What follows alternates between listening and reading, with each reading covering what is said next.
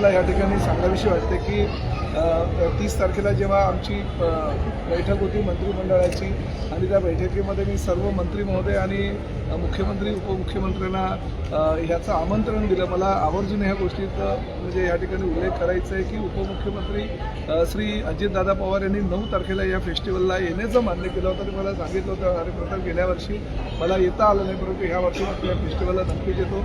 एकनाथ शिंदे साहेबांचा वाढदिवससुद्धा त्या दिवशी आहे आणि 9 तारखेला या फेस्टिवलला आल्यानंतर मला सगळ्या ह्या कार्यक्रमाला सुद्धा हजेरी जाता येईल आणि शिंदे साहेबांना सुद्धा शुभेच्छा देता येईल.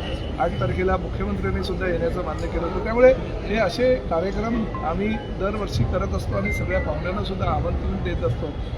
जरी हा फेस्टिवलचा आनंदाचा सोहळा आम्ही या ठिकाणी साजरा करतोय तरीसुद्धा अजितदादा पवार यांच्या आठवणीशिवाय एकही दिवस जाणार नाही आणि त्यामुळे त्यांचं नाव ह्या आम्ही वास्तूला दिलेलं आहे आणि त्यांची एक आठवण आम्ही या ठिकाणी जिवंत ठेवतो. अखेर ठाण्यामध्ये महापौर उपमहापौर मिळालेले आहेत. काही ठिकाणी भाजपचे महापौर झाले तर काही ठिकाणी युतीचा धर्म आपण ठाण्यामध्ये पाळतो.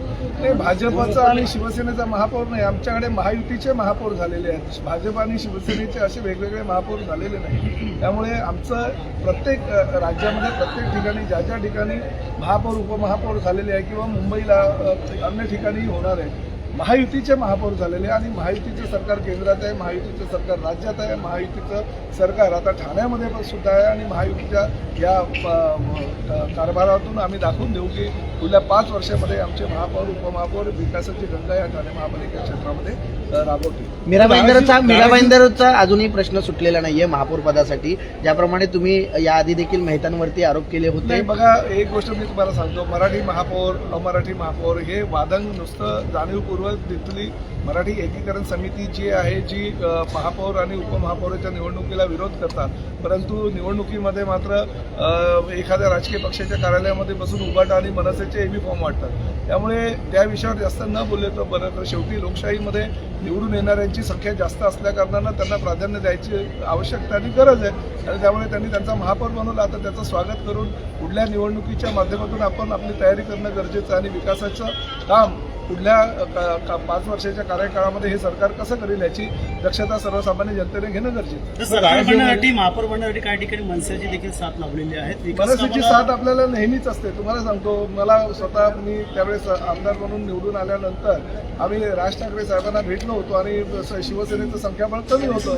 शिवसेनेचं संख्याबळ भारतीय जनता पक्ष युती करून सुद्धा आमचं बहुमत होत नव्हतं आणि त्यावेळेस मात्र मनसे अध्यक्ष राज ठाकरे यांचे 8 नगरसेवक ठाणे महापालिकेमध्ये होते. त्यांनी स्वतः ठाण्यामध्ये ते आले आणि शिंदे साहेबांच्या माझ्या विनंतीवर त्यांनी महापौर पदासाठी आम्हाला त्यावेळेस सहकार्य केलं होतं. हरिश्चंद्र पाटील आमचे महापौर त्यावेळेस झाले होते.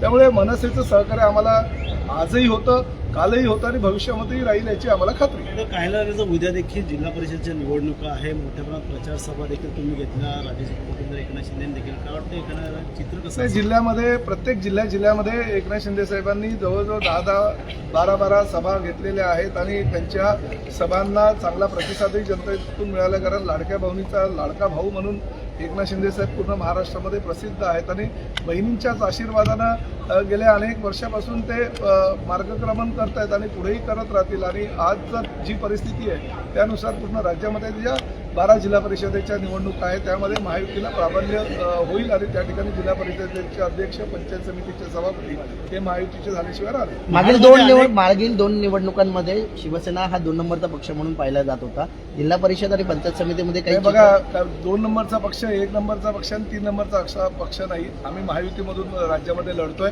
आणि 100% महायुतीचं सरकार जसं केंद्रामध्ये आहे, राज्यामध्ये आहे, तसं जिल्हा परिषदेमध्ये सुद्धा आमचं येईल. महायुतीमध्ये तिढा सुटलेला नाही. महाडचा प्रश्न अजून काय सगळीकडे आमची महायुतीची सत्ता येणार आहे. काही काळजी करायची गरज नाही. तुम्हाला गोड बातमी 9 तारखेला एकनाथ शिंदे साहेबांच्या वाढदिवसाच्या निमित्तानं आम्ही देणार. ओला,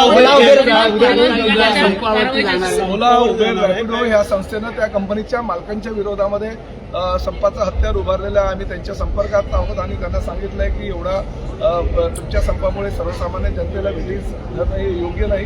राज्य सरकारकडनं काय काय तुम्हाला मदत हवी आहे किंवा काय काय मदतीची अपेक्षा आहे ते तुम्ही जर सांगितलं तर राज्य शासन तुमच्या पाठीशी राहील. आमचे RTOचे अधिकारी त्यांच्या संपर्कात आहे आणि भविष्यामध्ये अजूनही काही त्यांच्या जे काही प्रश्न असतील त्या प्रश्न सोडवण्याची जबाबदारी ही राज्य शासनाची आहे. परंतु ओला उबेर रॅपिडोचे मालक जर वेगळ्या पद्धतीने चुकीच्या पद्धतीने वागत असेल तर त्यांच्यावरही राज्य सरकार कारवाई करेल. करतात कुठेतरी